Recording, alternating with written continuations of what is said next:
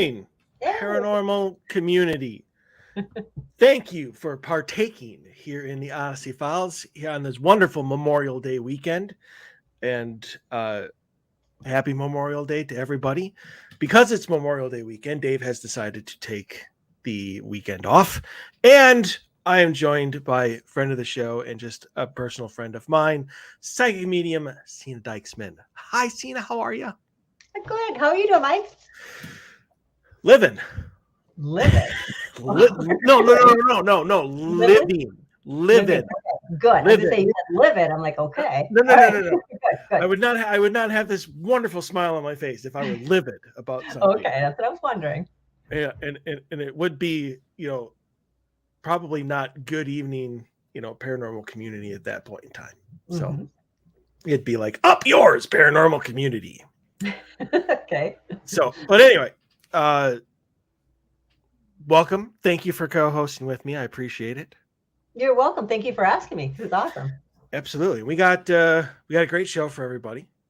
We're going to be doing something a little different. I don't know exactly how it's going to go because, Sena, as you know, yours and mine's conversations, like obviously off the show, can be, what's the word I'm looking for? Tempestuous. I don't know, but I don't always agree with what you say. Correct. Yeah. Especially about retrograde, but we won't get into that. That's got nothing to do with the show today. So, but we are going to be talking about, in kind of the spirit of Memorial Day, the afterlife.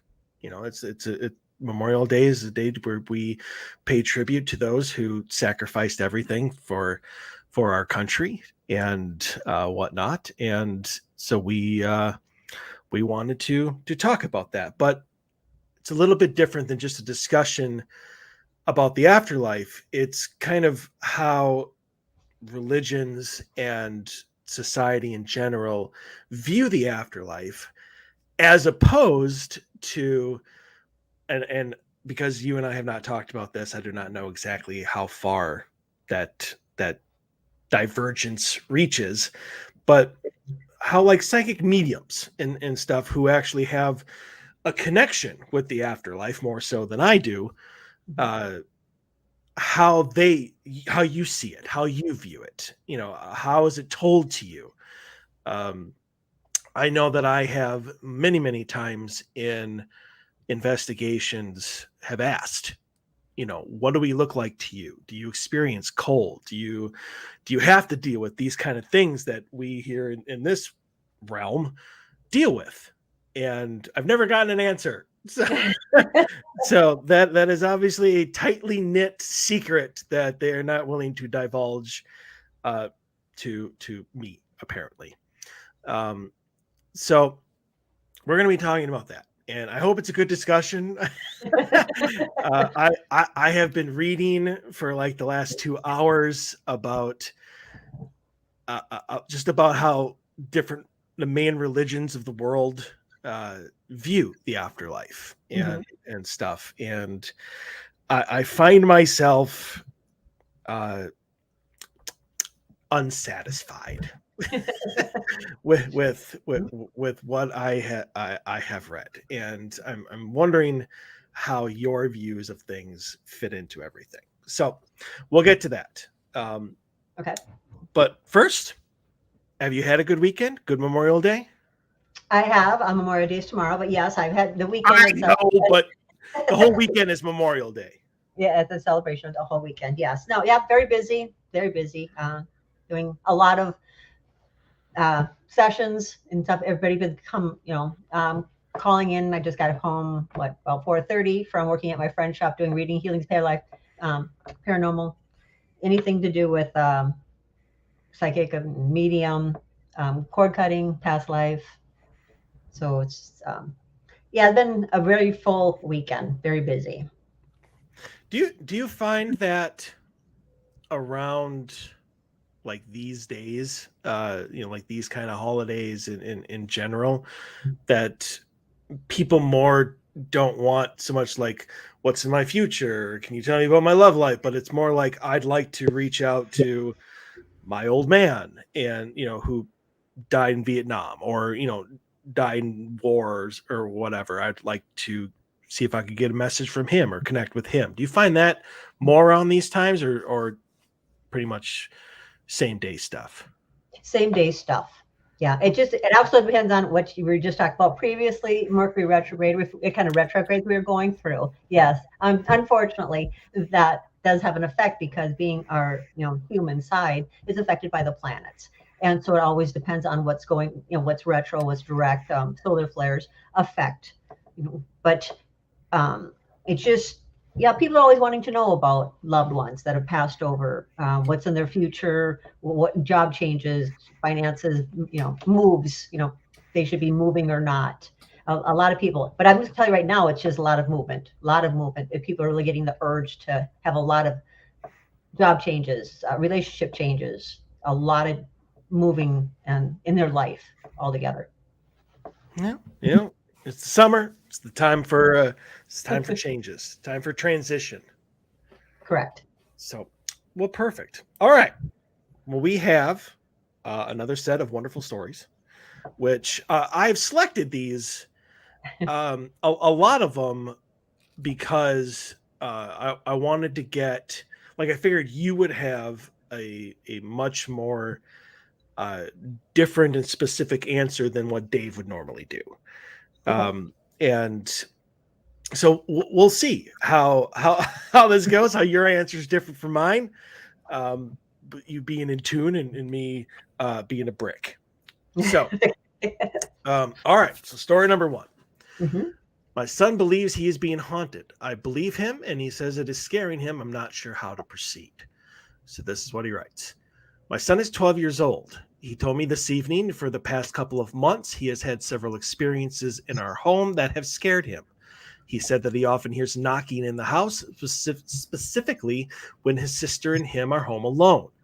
He said that he has heard scratching next to him while laying at night and has seen shadow figures in several places throughout our house, including right outside his window, the end of our long hallway, and the living room. He also said he hears voices sometimes throughout the house, but there's no one here. This evening, he was playing outside in the yard and came running in because he said he heard loud panting and breathing, and it scared him. He thought it was a big dog or something from the woods at first, but then he realized it sounded like it was right next to him. My girlfriend and daughter have also said that they have heard the knocking, but my son seems to hear it all the most. For some context, we live in a house that was built in the 1970s and have lived here for about 10 years. As far as I know, no one has died in the home, but I don't know the entire history of the house. The house does make noise, and I'm sure that could be some of what he hears. We have some issues with the foundation settling. I don't think he is lying to me. He seems generally afraid, and his heart was racing when he heard the panting earlier. I'm somewhat familiar with ghosts and the paranormal, but I'm really not sure how I should proceed here.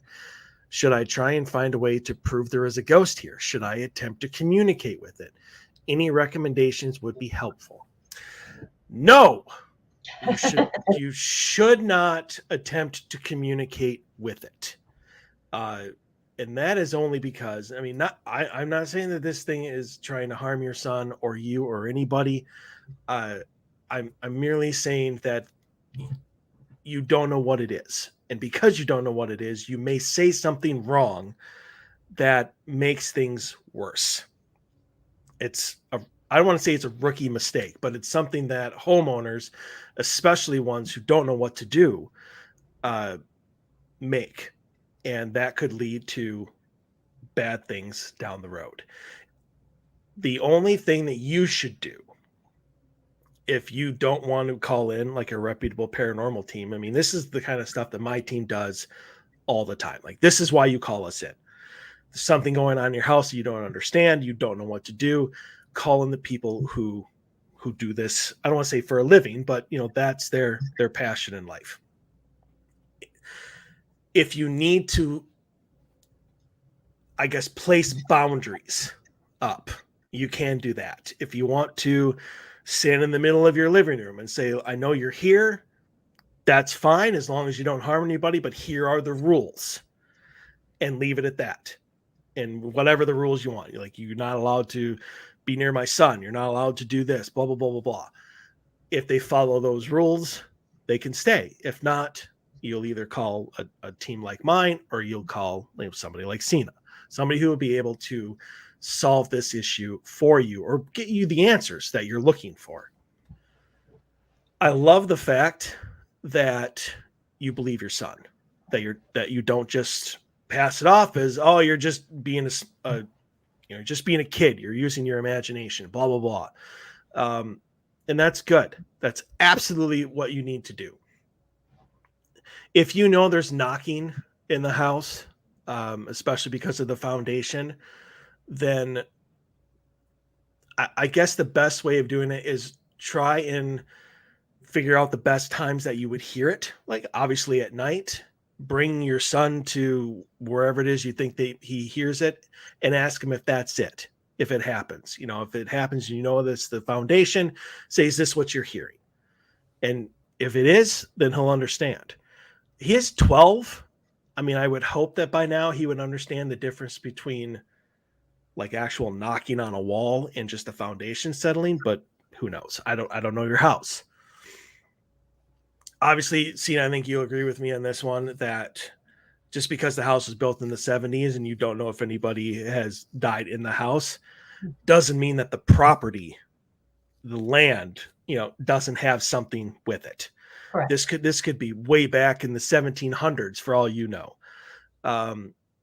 But beyond the fact that, yes, he's seeing some shadows, yes, he's hearing the knocking, he's not being harmed in any way.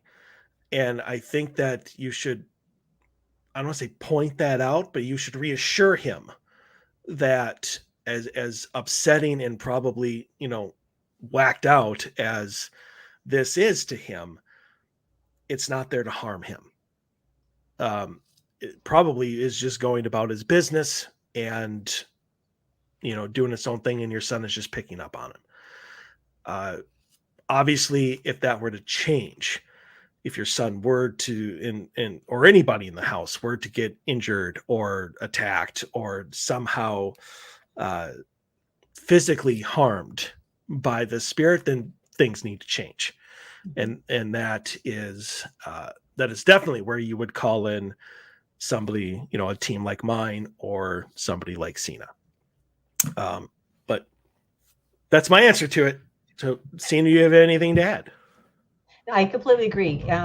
You don't want to go into it if you're not experienced in this. You really don't know what you're up against, and you do need to, if you don't know how to protect yourself, and if you don't know what you're up against, and you also start talking to it, you don't know if that it's lying to you or trying to say it's something else that it's that it's not, and it could be harmful. It could be just trying to get in, and once you start talking to it, you're allowing it completely in now.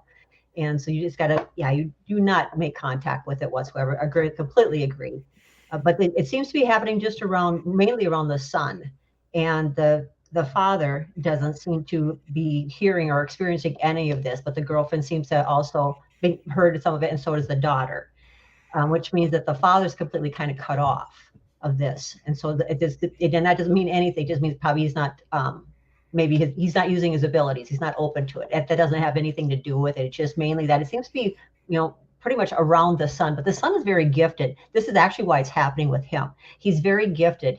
And as time goes on, he's evolving, which means that his abilities are coming out and he's experiencing more, not knowing that's what's going on. And because of that, he's able to hear more, to feel more. But they're also finding out that these spirits, whatever it is around him, are finding out that he's able to feel them and hear them. So they're going to continue to talk with him or, make contact, more or less. And so because of that, they're going to keep doing it. But they're also scaring him, which also kind of concerns me. When they're scaring him, that I know you're talking about, it's not hurting him, but it actually is. When you put fear in a child, that's hurting them. And I just think that's they're just trying to keep control of him. And so this father needs to be very careful and protect his son, learn how to protect his son, because this seems, I think it can escalate. now that he went outside now, and now it's starting to have the panting. The panting is more like an animal. It's probably a dog or something that's around it, but it just seems it's comfortable around that child. But it also knows that the child doesn't understand that he has abilities and gifts, and that's why he's experiencing a lot of this, because he's able to pick up on what is around him. I guess the only thing that I would add to that is, I get your point totally about the fear thing and how that is harmful, but is that the intent? Mm-hmm. Or, is that the intent of the spirit to scare them? Or is it they're doing their own thing and he's taking it the wrong way? No, if they're scratching and stuff, it's not playful. Well, no, and that's what I mean. But I mean, if he's just seeing stuff out of the corner of his eye, or there's a knocking on the wall, and that's what's scaring him, is that the intent of the spirit to scare him? Okay, so some people don't realize it, but some of them, so these spirits, if it's an earthbound entity, it can grow from fear. So they'll continually try to scare the child to grow from it. Okay, but what if that's not its intent, is what I'm saying. Right. But without knowing, you don't want to make contact. Again, it's more just protecting the child. And just like, as you said, telling it, no, you're not allowed here. You're not allowed to scare my child. This is not allowed here. And that's what you're doing. And if that's what your intent is, then you need to stop. Exactly. Yes. 100% agree with you on that one. But yeah, or, if you don't want to take on that responsibility, that's what people like Sena and myself are for. Correct. But make sure that when you don't just ask around, hey, does anybody know anybody that does this? Make sure that they're experienced. Okay. Reputable is what I always say. Yes. A reputable team, a reputable psychic medium. Yes. Correct. Yes. Because you can make it worse. If you even have somebody like, oh yeah, I do that, and they've only done a couple, paranormal investigations and really don't know what they're doing. Because you really want somebody that's in there that knows how to protect people, to be in a group. Because if something all of a sudden decides to latch on to somebody, like a hitchhiker, you want to make sure that person, whoever's in that paranormal team, can see that and say, hey, you got a hitchhiker, and that's just what's going on. This actually got carried in. Because as the guy is saying, he's like, well, it's, and as you were saying too, it just because he didn't know anybody passed away in the home, that ground holds spirit, and all different, depending, it can, from years and years past, who knows what was there before that house was built there. And so that's what's probably going on, especially if the boy went outside. He's all of a sudden tapping into the grounds now and picking up on what's going on there. And so you really want somebody who's experienced in a team that can read and see, make sure there's no attachments, nothing's that's again, trying to harm anybody. And so you want an experienced team. Perfect. All right, Sena, you're up. Okay. All right. Story 2 is Guardian Angel Experience. Yesterday, I was cleaning a client's house. I was wrapping up, mopping their upstairs. Sorry. I had a lot on my mind, so I was on autopilot and not really paying attention to where I was walking. I was walking backwards while mopping. All of a sudden, I heard a firm male voice in my head say, "Stop." I instantly stopped, walking backwards, mopping, and looked down to see if I was even where to have moved one more inch. Okay, because I have to reboot this. So I looked down. Yeah, sorry. I instantly stopped, walking backwards, mopping, and I looked down to see that if I even were to have moved one more inch, I would have fallen down the stairs. I felt more shocked than anything that I almost could have died, or at least gotten seriously hurt. I didn't even register creeping to me that I heard a voice in my head that it wasn't mine. Another time this happened was a few months ago. I was driving to work, and I was driving down a road with a speed limit of 55. I was coming up on an intersection that always has people running the red light or pulling out in front of you. A lot of the accidents happen at this intersection. I was almost at the intersection, and I see there's a car coming towards me on the opposite side of the road. No big deal. They were going straight, and so was I. Wrong. Then I heard a very firm male voice in my head say, slow down. I instantly hit my brakes, and the car coming at me that was going straight ended up turning right in front of me. If I hadn't slowed down, both of those cars would have been totaled and we would have been seriously injured or dead. I think definitely have a guardian angel watching over me. Definitely. The voices that you're hearing, either guardian angel or they could be spirit guides. The guardian angel, those are what you are born with, and those stay with you all your life. And so that's just something where you feel a warmth when you feel, sometimes you feel like you're alone and you just feel a warmth around you. And it's usually on your back, you'll feel it. And that's your guardian angel. When you're hearing voices, a lot of times those are your spirit guides. And you have, it's not the same ones that you're going to have through your entire life. It's spirit guides are teachers.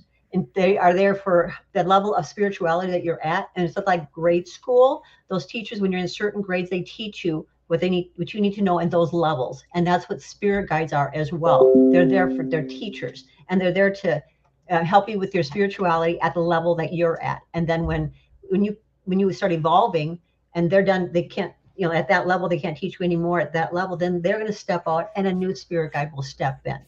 You can have anywhere from 2 to 3 or 4 spirit guides, depending on how evolved you are or how new you are. You can have different modes of spirit guides, but I'm more likely that it's not a guardian angel. It was a spirit guide that was talking to him. I was going to say, because I agree with you on that one. But having started a relationship, or at least a better understanding of my own spirit guides, mm-hmm. I don't ever hear like an actual voice saying stop, or I wouldn't do that if I were you, or any sort of warning to stop me from doing anything stupid. And so, I mean, as a spirit guide, are they allowed to do that sort of thing? Are they allowed to, I guess for all intents and purposes, interfere? Yes. So my spirit guides just suck. Is that what you're saying? No, it actually all depends on what abilities. Being that we have 6 psyche senses. So what happened with this person, their clairaudio, which is hearing, is very strong. Or if they're, again, in their head, they're not even paying attention, that's how they will do it. They'll scream your name, or they will, this is how they got the attention. They actually screamed at them. It's like, hey. And so then, that they got them to pay attention. Their spirit guides know how to get to them to make them pay attention. And so this is how they did that. Why do you think it just started in the last couple months? Probably because it depends on the situations they put themselves in. Maybe they weren't ever in danger before. And so then they're helping them through this. Gotcha. I mean, I honestly don't have a lot to add here myself. I would continue to listen to that voice if it comes back. Mm-hmm. Whatever it tells you to do it.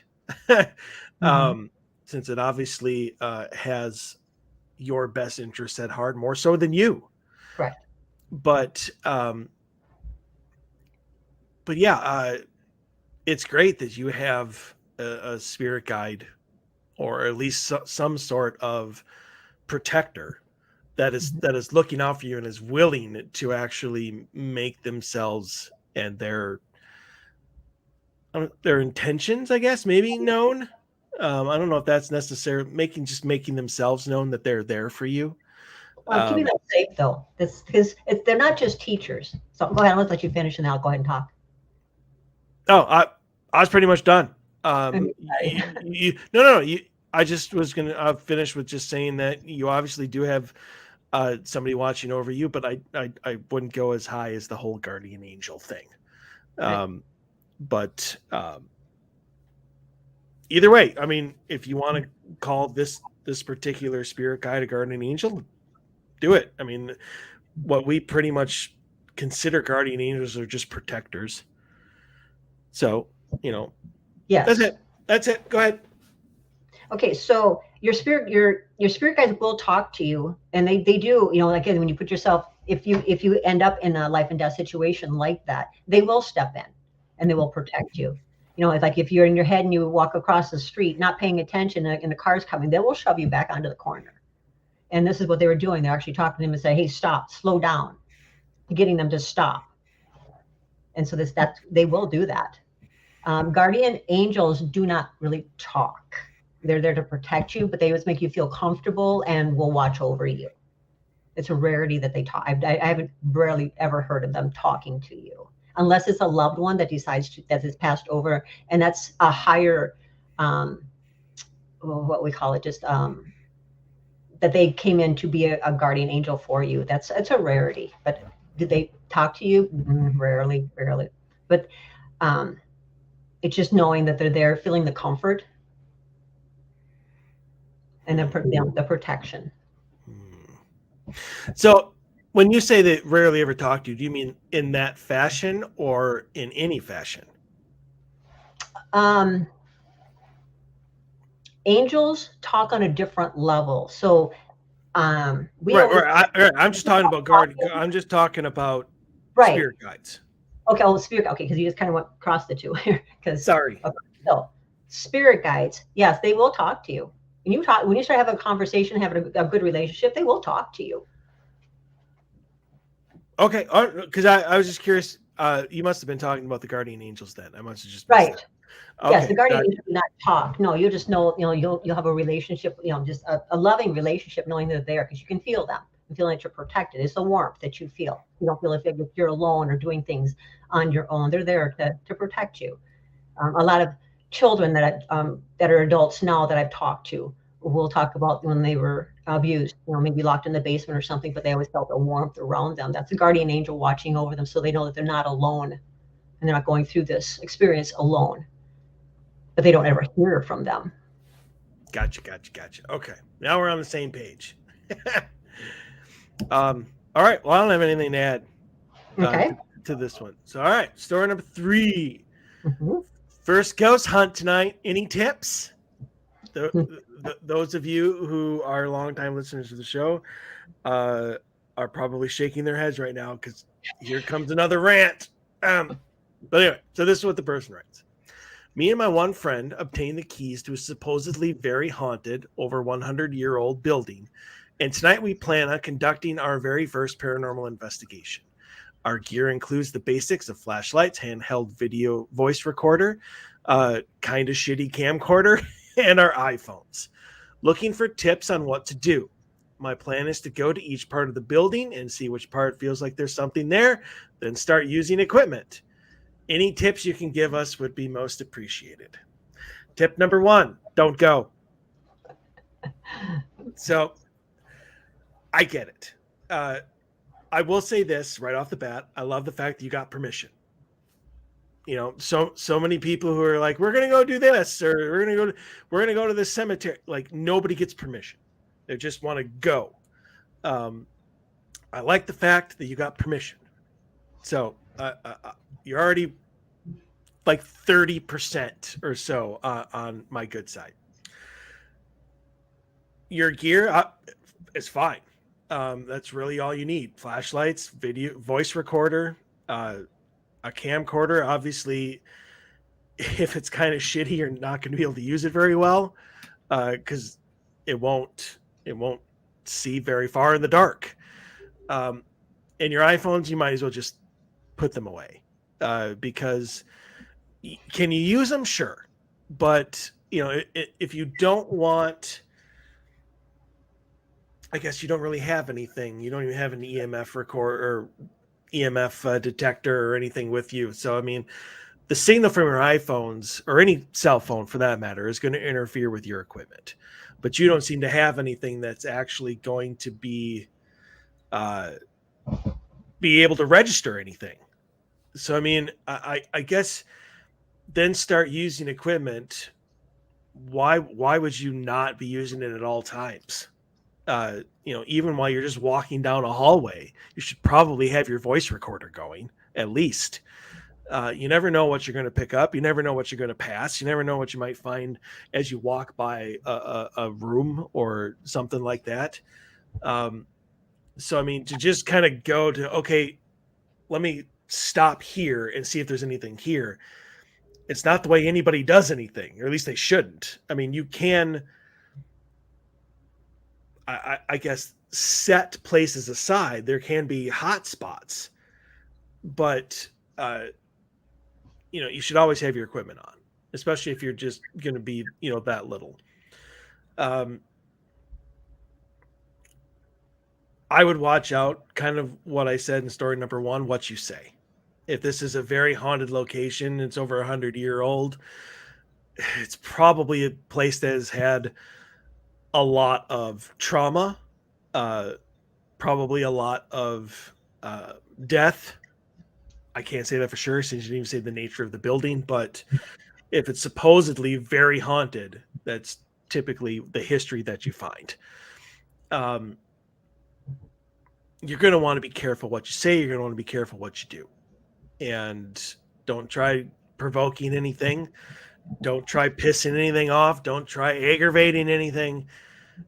Don't try pushing them to do anything that they may not want to do, because that's not going to work out for you very well. And yeah, beyond that, I go back to my original tip. Don't go.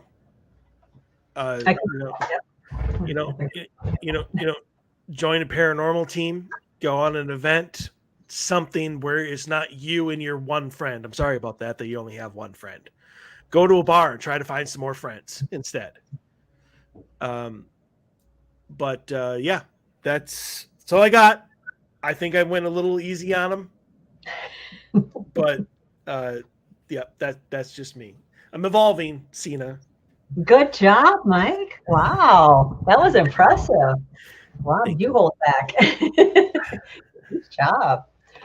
Definitely do not go. When you know you're going into a haunted place and you are not protecting yourself, for one, you are going to take you are so leaving yourself open to get a hitchhiker to attach to you and walk out of there with so many things. That is just not smart at all to do that. And just to go in, you don't even know what you're up against. You have no experience, obviously, if this is your first paranormal investigation. And so you don't even know how to react to anything. I mean, if something happens, you don't even know what to do. And that's not, no, you need to, like Mike said, get experience under your belt, do stuff for a while first. Don't go all of a sudden go hog wild into the most, like the hauntedest house that you can find. It's been, 100 years. Don't expose yourself to that. It's not smart on your part at all. You are asking for trouble. If anything, contact a local team, a local paranormal team or whatever that maybe even has more equipment than you, which isn't hard, and just be like, look, I got keys to this place. My friend and I really want to go, but we don't want to go alone because we don't know what we're doing. Mm-hmm. If we allow you to come with, will you, are you interested in coming with and just doing this investigation with us? Mm-hmm. There's nothing wrong with that. And if they're a smart team at all, I'll say yes. Yes. I know I would. Anybody wants to contact me and be like, look, I got access to this place. I want to know if you and the team would like to come with. Yes, I do. When and where, and I will be there. But you and your one friend, that's a very good point, Sena, about how they don't even know how to react. I guess I can probably take some solace in knowing that they'll probably run out of the place within 15 minutes. One knock and they're going to scream. Mm-hmm. And they're going to shit themselves and out the door they're going to go. Yeah. So I mean, be smart about this. Mm-hmm. I get that people want to do the paranormal investigation. It's an amazing thing. It's an amazing experience when done correctly and safely. Yeah. And I love the fact that that is what you have been pushing, Sena, is that safety. You don't know what you're dealing with. Learn, get that experience. But yeah, that's all I got. If you have anything to add, be my guest. No, perfect. Yeah, because people, I mean, they get so intrigued by wanting to be on a team and wanting to try out stuff, to check it out. Well, you're putting yourself in trouble. You're for one, like I said, you're not even protecting yourself. When you walk in there, there is so many things that could happen. Oh my goodness, you're leaving you're so vulnerable, and so like we saw green, that you have no idea what can happen, and they're going to take advantage of that. They'll sense it right away. Yes, they will. Mm-hmm. All right, you're up. Okay, story 4, weird store encounter. I want to preface this by saying I am not really a religious person. I was an atheist most of my life, but for the last few years, I have been rediscovering my spirituality with no specific dogma, or religion. Having been an atheist for so long and also having gone through a prolonged emo phase, I have zero issues with I can't even talk. Statat, okay, why can't I say, Satanic. there we go, satanic. Satanic. Symbolism. Blah, blah, blah. I find the cult fascinating, if mostly unconvincing, but this whole interaction is unexplainable to me. I was in the grocery store today and I was in an aisle looking at the cereal options. Out of the corner of my eye, I saw a girl who thought I was an employee walking towards me, so I instinctively stepped into giving her more space to walk behind me, even though the aisle was pretty big. As she passed by me, I was literally pushed forward, even though she never physically touched me. I remember thinking the sensation was so cold, like the wind from a passing car that drives too close to the sidewalk. But it didn't feel like air so much as a kind of force. Either way, far too powerful to be a normal draft, even if she was running. After she passed behind me, I obviously looked towards her in confusion, and I noticed she was wearing a jacket with a pendulum on the back, and it really creepy illustration. Right as I noticed the jacket, she turned back and glared at me in a way that made me super primal uncomfortable. Wait, what did they, okay, uncomfortable. Looking at her felt wrong, and I felt the need to stop and stay away from her. After she walked around the corner, I stood there and stared blankly at the box of cereal I was holding for at least 5 minutes before I could resume shopping normally, and can't even describe the feeling I had. Like I was a bit dizzy and disorientated, but also my heart was pounding so hard I could hear it. It just felt bad. I'm typically very skeptical about evidence of paranormal, PSI, paranormia. Why can't I talk today? Phenomena. I try to keep an open mind after remaining critical. I cannot figure out what could explain what I felt. I told my boyfriend, who doesn't really believe in anything paranormal, and he was supportive about, I'm sure I sound crazy, lots of laughs. Has anyone heard of anything like this? P.S. I have been joking that my apartment is haunted for 6 months because my electric Murphy bed randomly moves without me touching the remote or ceiling. My ceiling has a face, but I never thought it was actually supernatural. I just figured it's cheap. I only mention it because I don't know what is relevant. Lots of laughs. Okay.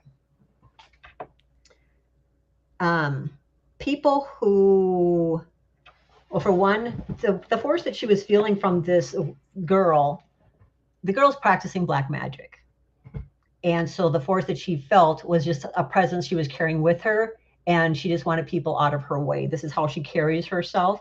The woman was not the girl that was in the store just minding her own business and looking at cereal, was just there being nice. The other girl definitely has a problem with people and just wanted people out of her way. But she practices. I'll just tell you that right now, with her having that much of a presence of walking by somebody and and pushing them and not even touching them, she's practicing.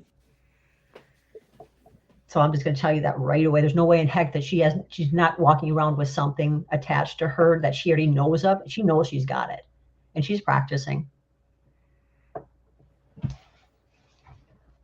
Is that all? I'll just let you talk and I'll add. I'm sure you got some stuff that you really want to say. No, I mean, I really wanted to get your opinion of the girl. Which one? The one with the pentagram jacket and the one that has the bad juju. Mm-hmm. No, I mean the girl that was looking at the serial, the writer of this wasn't doing anything wrong. Mm-hmm. I applaud her looking into trying to find spirituality, in her life after being an atheist for so long. Good for you. I don't think that your Murphy bed has anything to do with nothing. So uh, I know you don't know what is relevant. That is irrelevant.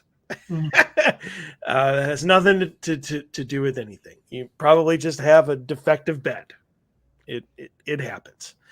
But I like the fact that you added it in there just in case. But this girl is not the spirit that is connected to your Murphy bed. So you can put that away. In all the stories that Dave and I have done, I've never encountered one yet where just walking by someone and all of a sudden you're like, whoa, you're thrown forward like, holy crap.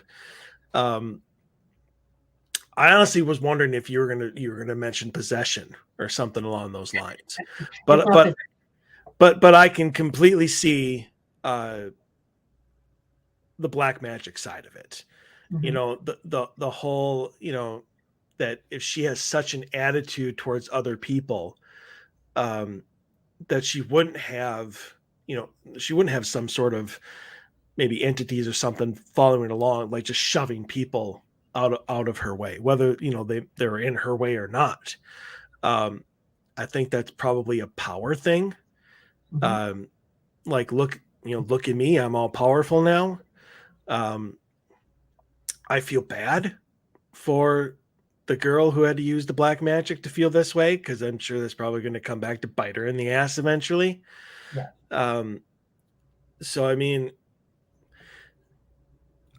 I'm glad that the other girl didn't get hurt. Mm-hmm. That it was just kind of a little get out of my way. But I mean, there's nothing really more to say about it, simply because it was a one-time encounter. They're probably never going to see each other again. And don't get involved in black magic, people. Yeah. It's the same as don't do drugs and stay in school. Don't do black magic. Yeah, because she even described it as the woman went by. When she felt the girl go, the push, it was a cold feeling. That's definitely with like no soul. That's a cold. The coldness is there's no heat there. That's dark. That's entity. That's how you would feel. Really want to know what that creepy illustration is, but I bet it's probably a goat head. Yeah. That's all about. I mean, she was showing what she even practices and what she's So it wasn't hiding anything.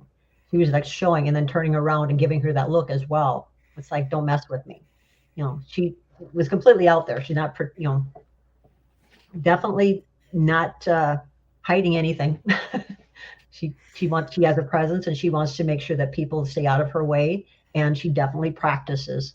It's strong witchcraft, dark magic.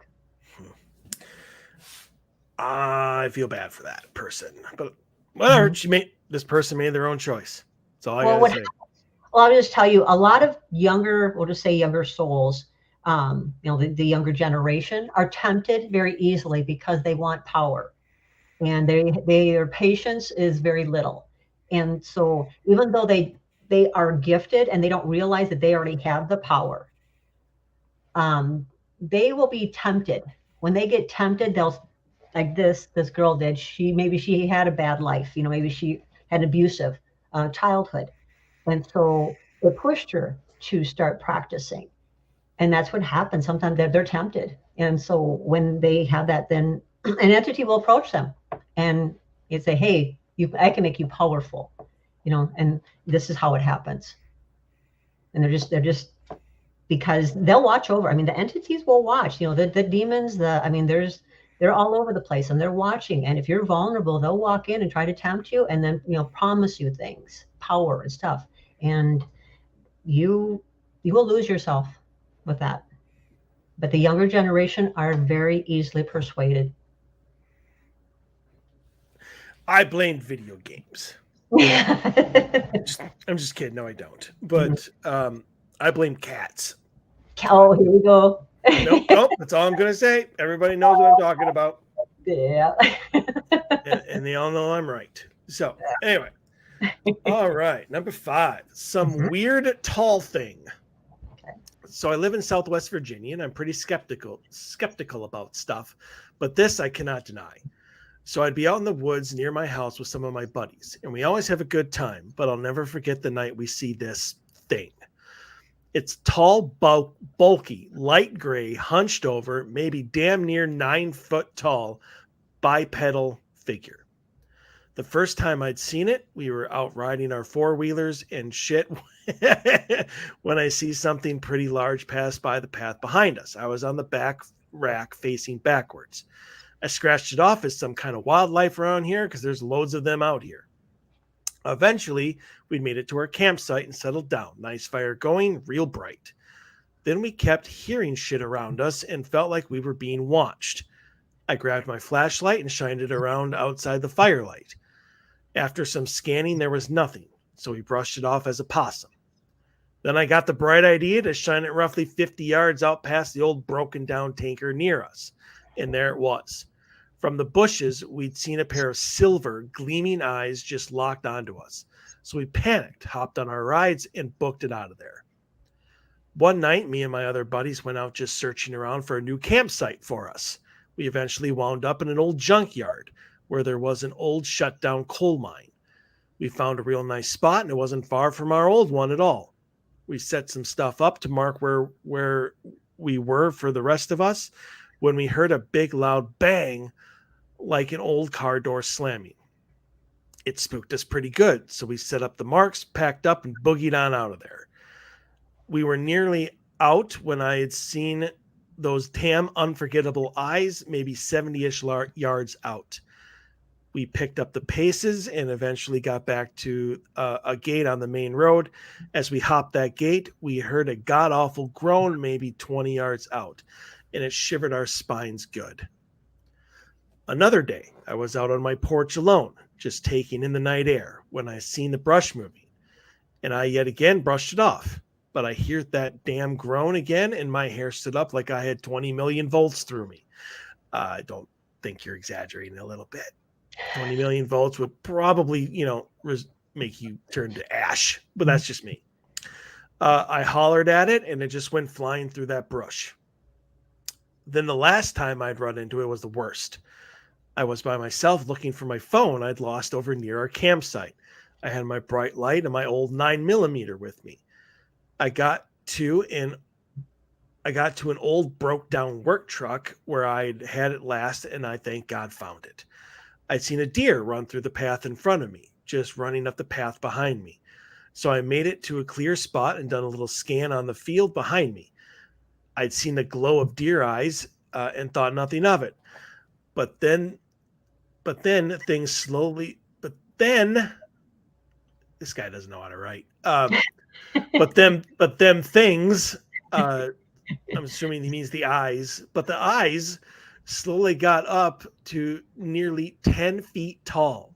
I took a few shots at it because I was scared to death. Once then the eyes started chasing me at the same height they stood up. I booked it on out of that shithole and haven't been back since. My family had always told me stories of these mountains, and I never believed them up until now. I remember a while back, my old uncle was telling me about these things people see and that there's been a family of them for decades here. Any insight in what I've told you would help, though I know there ain't much to go by. If I see it again, I'll be sure to update. I think what you're seeing here is a pale walker. Dave and I did a show on it a while ago because there actually have been sightings here in the Twin Cities of a figure or a bipedal figure, just same as that, tall, hairless, gray, that stands, 8, 7, 8, 9 feet tall. people are always scared of it. It always seems to either keeps its distance but watches the shit out of you, or it'll act like it's attacking you. I don't think anybody has ever actually been physically assaulted by a pale walker, but they all feel like they're about to. Like it will run at you and you will book it out of there, or it will follow you. I think that's what's happened here. I think this thing caught this guy's scent, or wanted to find him for some reason, and slowly kept getting closer and closer with every time that they encountered it. I tend to think that because there has never been an actual physical altercation between the two, that the charging is probably more of a territorial thing, like get off my property type of thing. I don't know what would happen if you actually stood your ground. I hope nothing. I hope it would just stop and look at you and be like, leave. That would be pretty sweet, actually.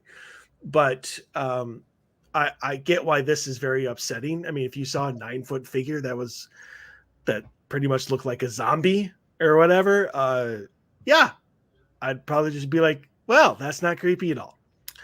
But yeah, I think this is probably a pale walker. And even though I don't think it's going to assault you, I think you're probably better off just staying away from it. Yep, you're correct. It's kind of a species down from Bigfoot, and it's been here for a while, and it's definitely territorial. But yeah, it's not going to touch you. It just scares you. It's just keeping you away from. Because when I tap into it, I'm smelling it's old. It's an older species that has been here for a while, and they're definitely not here to harm you. But yeah, they have their areas that they have, should we say, populated, where they are. That's where they live. And they don't want anybody coming near them or actually even finding out about them to really check into them. They don't want people to really know about them. They just want to be left alone. And so that's all they're doing. Yeah, they're just being territorial and want people out of there. This, for you saying that they're now being seen here, tends to me to think that they're getting pushed out of their territory. And so they're starting to venture out to find new territory. Because they're normally would stay in their own, stay where their normal habitat is, because they've been there for so long. But I think they're starting to venture out now because they're people are starting to migrate into there and move into their territory. So now they're trying to find other areas because they're scared and stuff are not doing their job. That's actually how Dave and I came to know that they even existed, was because somebody here in the Twin Cities wrote to me and had an encounter themselves down in Chanhassen. Okay. So I mean, it's just had an encounter here, but there's been multiple sightings here in the Twin Cities of bale crawlers. Mm-hmm. So it definitely could be. I wouldn't doubt it. I mean, we as humans take over everything. I mean, so, I mean, it's only a matter of time before developments and land and stuff gets sold off to developers and trees torn down and natural habitats destroyed to make room for us. And that's what's happening. Yeah. Their areas being jeopardized. And so they're leaving, trying to find other areas that they feel safe. I hope they find them. They can, camp out in my weed garden out and back if they want. So send that to them. To say Mike's giving you the weed garden in the back. If they laugh, but yeah, they think it's funny.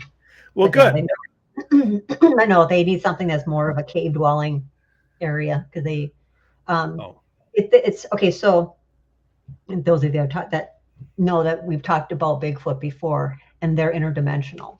And so they pass through the trees, that their trees are actually their dimensions, and now they'll go, and so they can go to where they're originally from, and then go into new dimensions and come here, and they observe.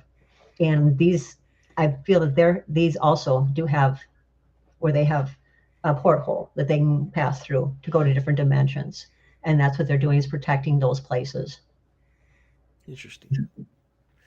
Gotcha. Okay. Um.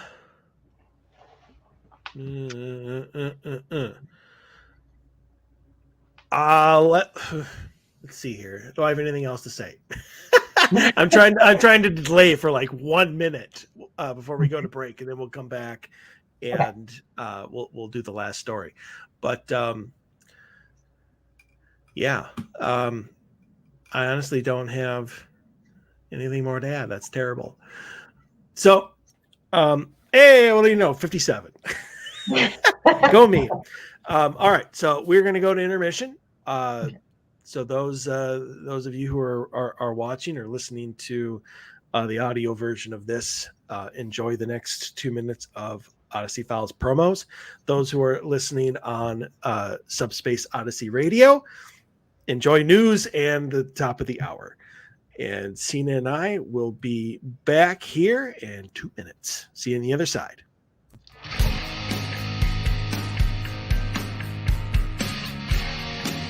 This is Susan Slaughter from Paranormal Caught on Camera, introducing you to the most epic show ever, The Odyssey Files with David Soyering and Michael O'Neill.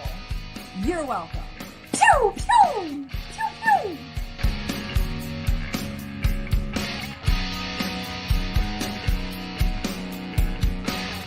Hey, this is Grant Wilson from Ghost Hunters, and if you ever have time that you never want to get back, spend it listening to Mike and Dave on the Odyssey Files.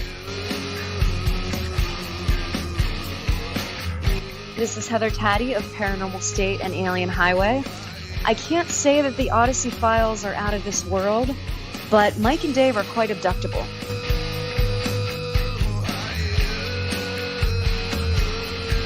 Hey, this is Dustin Perry from Ghost Hunters, and you're listening to Dave and Mike on the Odyssey Files. It's not the best show you're ever going to listen to, but it's also probably not the worst.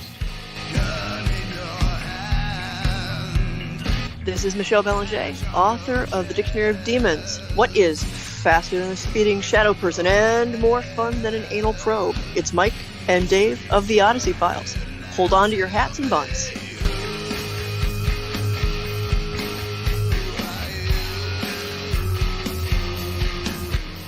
This is Elizabeth Saint. You know, in my journeys I've confronted an over 1,000-year-old demon from the depths of Shepherdstown. But then, you know what happened? I came across Mike and Dave. And hot damn, nothing could have prepared me for the Odyssey Files. My second favorite radio show. I love you guys. And we are back. So, all right, we got one more story to go. And I like this one. So that's why I made it the last one. So, but again, I'm interested in hearing your take on everything. Okay, so the last story, number 6, I asked my dead dad for help and he answered.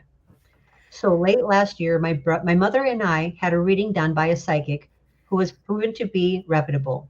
My main goal during the reading was to see if I could make contact with my dad, who died 10 years ago. To say our relationship was rocky was understatement.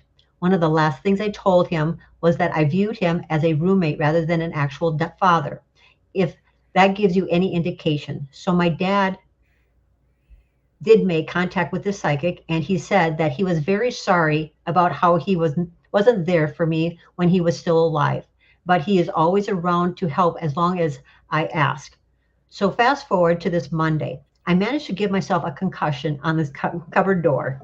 Nothing too terribly serious, but it definitely rang my bell. I've had horrendous migraines along with nausea. Felt like a terrible hangover. So yesterday I was sitting in my shower, feeling like my head was going to explode, and I thought about what the psychic said. So I asked for help. Today I woke up and it's like nothing happened to me. I'm not in pain, I'm not dizzy, and I could probably drive without an issue. I was told I'd be having issues for anywhere between a few weeks to a few months. I'm still going to take it easy, but it was definitely freaky. Yep. That's all you have to do to ask on the other side. They can help that much. People don't realize when loved ones have passed, or anybody that has passed over can help you on the living side just that much. It's energy. Everything is frequency, vibration, energy, and if people don't understand that, that's all they're doing. When they're on the other side, they know things are solid, including the human body. It's a meat suit that we have. It's just a vibration. It's vibrating at a certain frequency. And so then he just goes in there and he just takes whatever was the problem and literally puts it all back into tune. Your body was just out of tune. Literally put all your frequency of your entire body back into tune and alignment. And that's all he did. And yes, they can do that.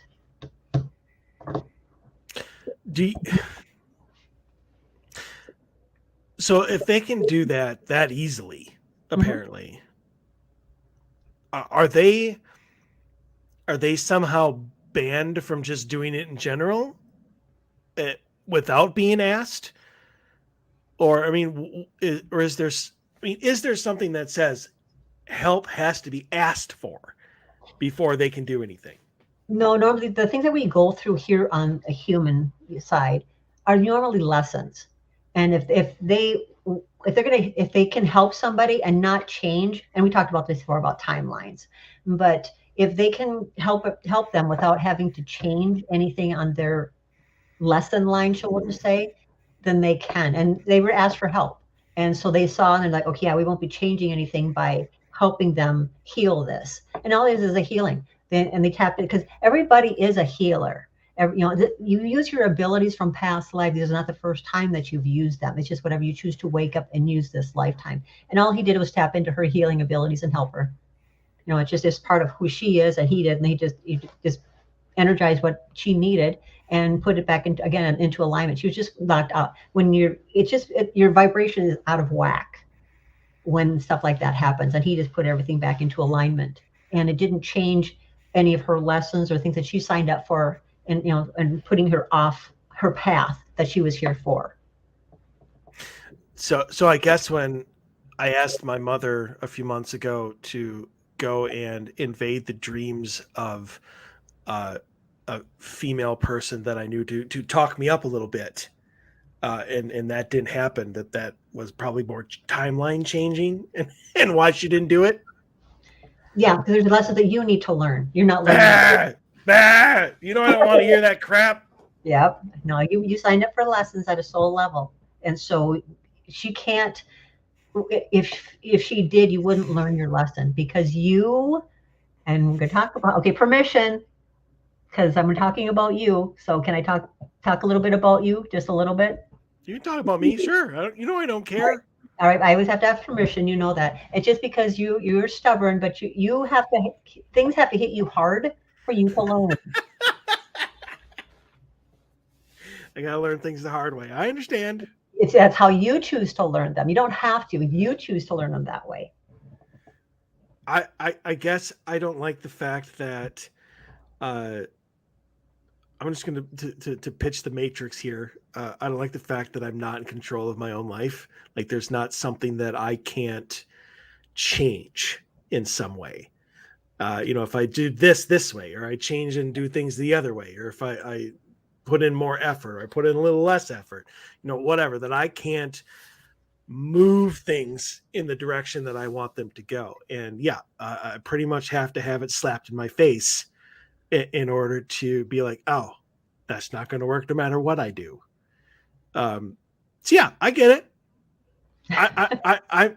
I'm not stubborn enough where I don't realize what is going on or don't know what is going on. I mean, even though I know that everything that I do is probably not going to make a difference, I still have to try. Right. Yeah. But okay, I'm going to back up here. We're talking about this guy's dead dad. Yes, and it did help her. We already answered that question, and it's that easy. That's yes, you did. You asked for help, and yes, because the dad was very just not a nice person and did not help her in her raising. But again, this is stuff that she had signed up for. Karma, working itself out. You don't know what, in past life, it was role reversal. But he wanted to right himself in the wrongs that he had done. And so he did help her. But for you, you can change things by how you handle things. So yes, you can change them. It's just you choose not to, or your belief system makes you believe that you cannot. You can change it. You have all the control in your life. You are the creator of your life. It's whatever you choose to do. So not what everything in my life has led me to believe. Because But you take it the hard way. well, you know, if everything was easy, everybody would do it. Well, when people realize that they really have control over their own life, a lot of them do change. When they find out how that they've created the world that's in front of them and nobody else has, they're like, whoa, wait a minute, what? And so, yes, it's a realization of them actually figuring out that they did create what their world is like and their life. Gotcha. So, all right. Well, I don't think that I particularly have much to add that. I mean, I think it's amazing that you reached out to your old man both ways, both at the reading and, you know, for help. You took him up on the offer. I think the fact that you trusted the fact that, hey, this might actually work, is probably far more healing to you than just your concussion. Correct. You know, and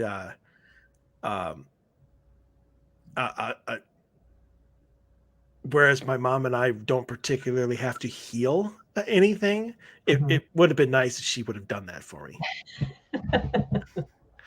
It would have made us closer.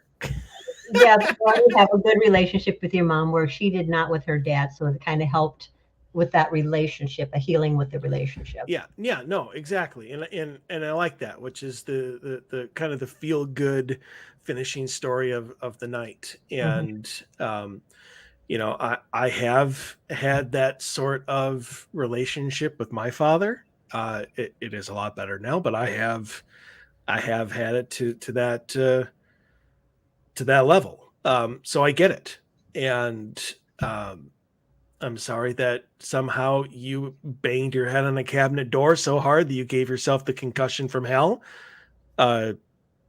Should be more careful next time.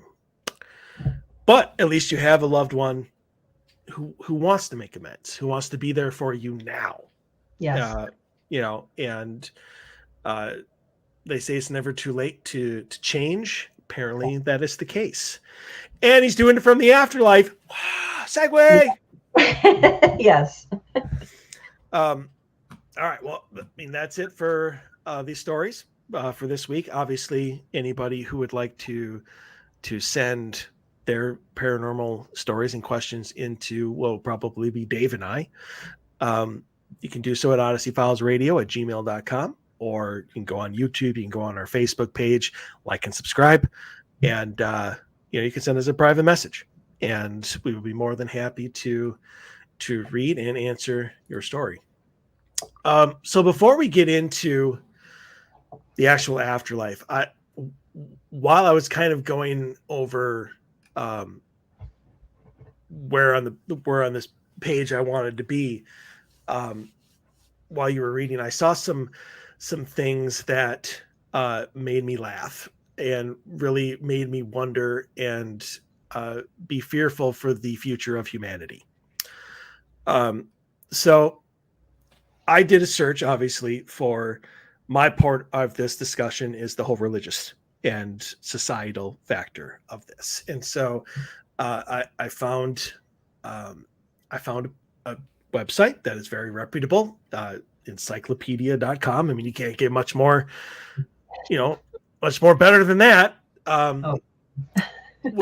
Which is just, major religions' view of the afterlife. I mean, and it's a big ass long article that breaks it down through the major ones. Well, there's this little box on the right side that I did not see until a couple minutes ago. It said nearby terms. So these are terms or pages that are like the views of religion in the afterlife. How to kill your neighbor's dog. How to lose a guy in 10 days. How to lose your lover. How to make a doll. How to marry a millionaire. I might have to click on that. Me too. Sign me up. How to eat your watermelon in white. That's obviously something that we need before Labor Day, since Perry, you can't wear white after that. But how to be a woman and not die in the attempt. All right. Okay. I'm gonna need a moment. That's amazing. That's No, we amazing. were laughing before. Wow. Okay. Oh, that's amazing. Again, nearby terms. Okay. Yep, that's all I had. Wow, I didn't even see that last one. That was amazing. I'm sorry, but I just had to share that with everybody. Okay. Thank you for sharing. That's awesome. Serious face. Serious topic here. All right. Okay. So obviously there's a lot of things that religious views and whatnot all kind of agree on, but in like little minuscule ways. But before I get into this, let me just say one thing, and that's just to quell any complaints or anger over this, because there's three things that divide people in this world: sports, politics, and religion.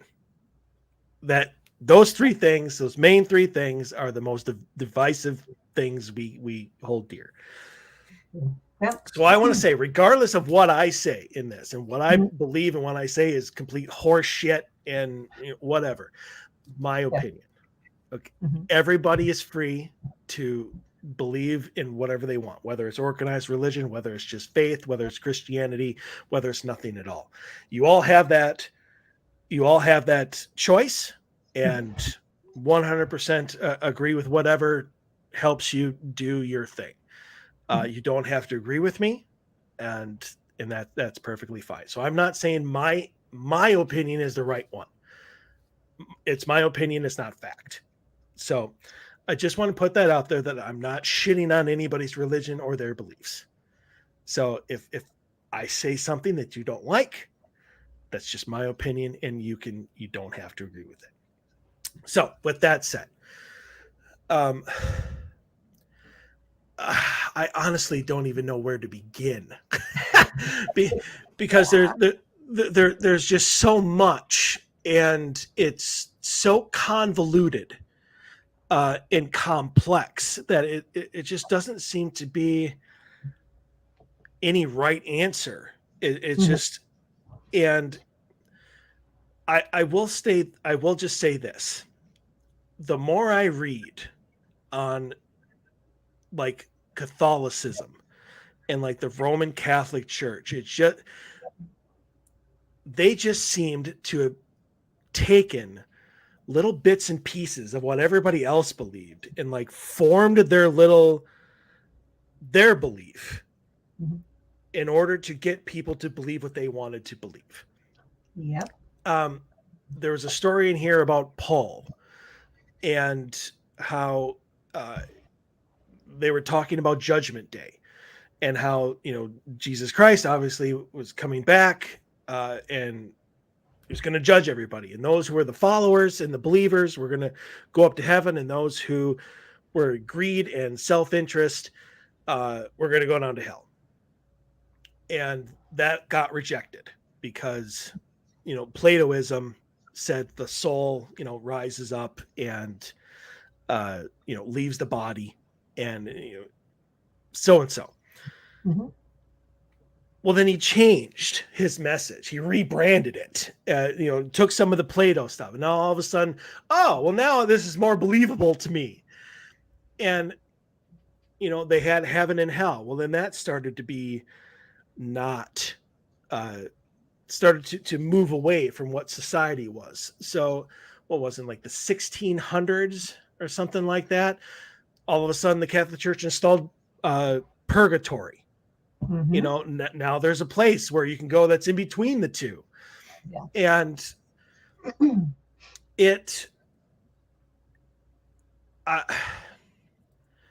what was it? It was Buddhism. I want to see if I can, because they believe that there's no real soul, but that you're made up of, there's no one certain specific self, like the soul.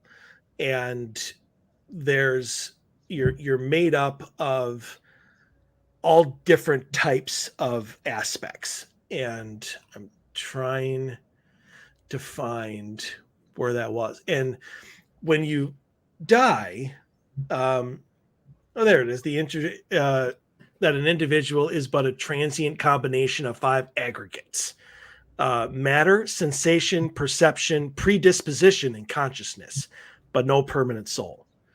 There was also stuff in Buddhism. There was the analogy of a caterpillar, where it's crawling on a leaf, and once it reaches the end of that leaf, it kind of pulls itself towards another leaf, and that was its analogy for death. That as you reach the end of your life, you pull your soul for your soul or whatever to another leaf, another life. That there is no like real afterlife. You just go from one life to another. Mm-hmm. So I guess, since I don't want to talk for like 45 minutes about all these different types of religions, why don't you tell me what you have learned over your years, from whether you've tapped into the afterlife or the other side, you've seen it yourself, whether spirits have talked to you and told you this is kind of how it is for mine or for me. And then I want to see if that hits any part of these religions, or if every single one of them is snake oil. Okay. All right. And I'm going to apologize because not everybody's going to believe in what I'm saying. So just a heads up, all right? I probably won't either. Okay. There is a human soul, which is only for Earth.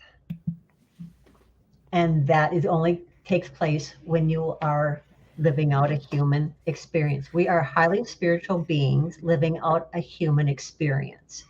That is where the soul exists. And then when we pass away, if we come back on a human level, we still have a soul.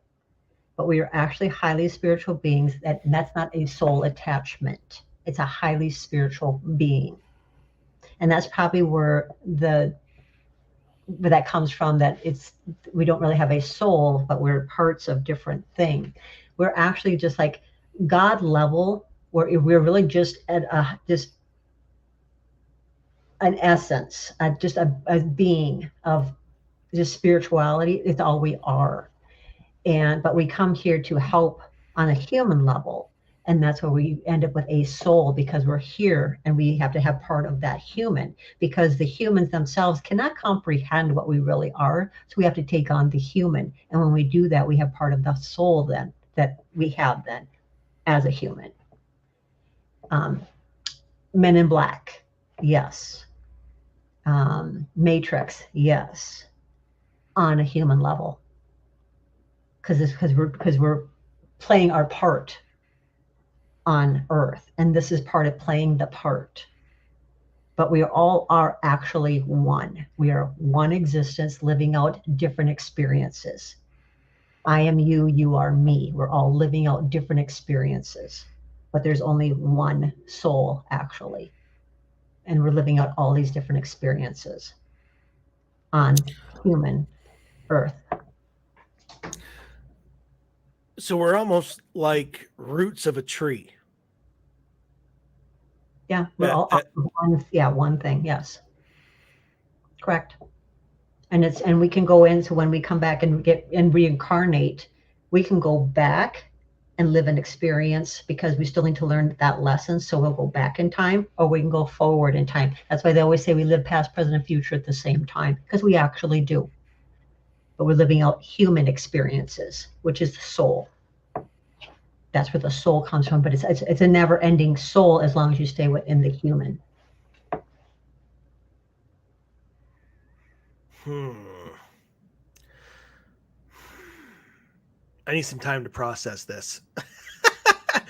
So how it can be explained? So there is a video, and it's a cartoonish video, and it's science. Oh goodness, I knew I was going to come up with this one.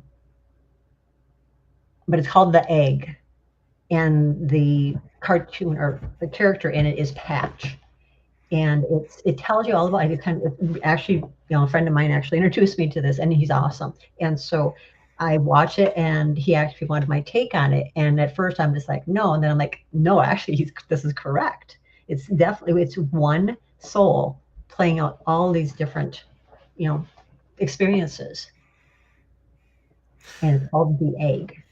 And it'll actually explain, like you come here, and this is what you have to go back out and experience this now. So you're going to be reincarnated, and you're going to go, whether it's forward in time, the present time that you came from, or your future, but you are going to play out another experience because you need to experience this to become a whole. So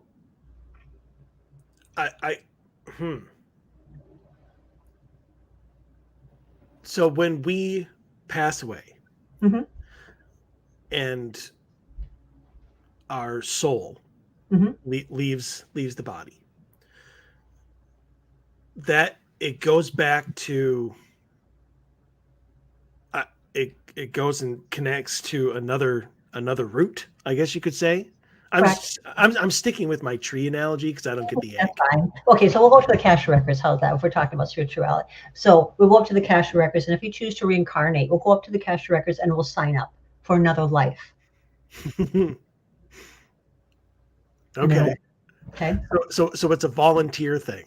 The lessons, because our what we're trying to literally come to is the creator of Earth, and love unconditionally. It's just going through all the experiences to finally get to that top position of love unconditionally and care and all the higher vibration, the highest vibration possible. That's what we're trying to get to. And so we're going through all of these experiences and lessons until we get to that.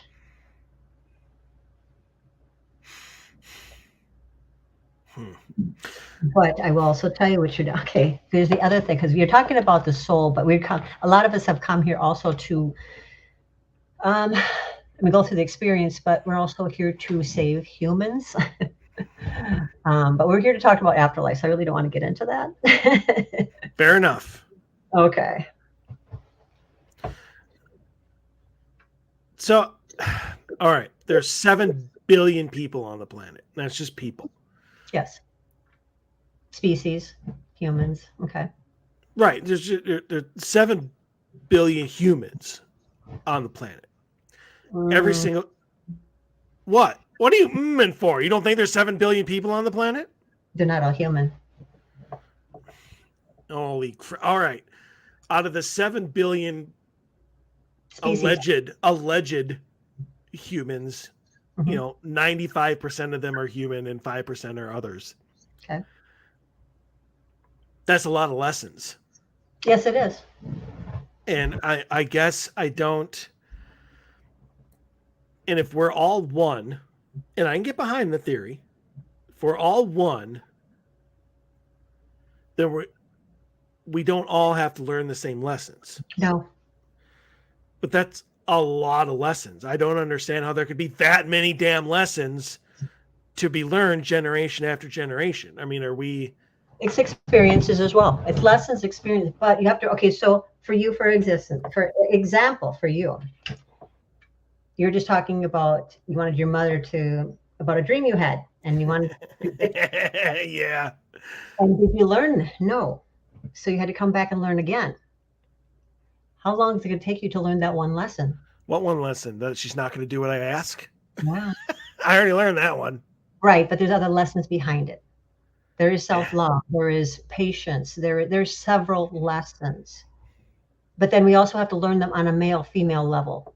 The human meat suit is half male, half female.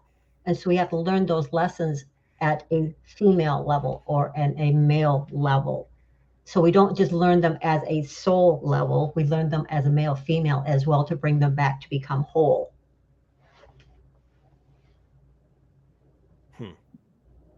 There's so much to learn.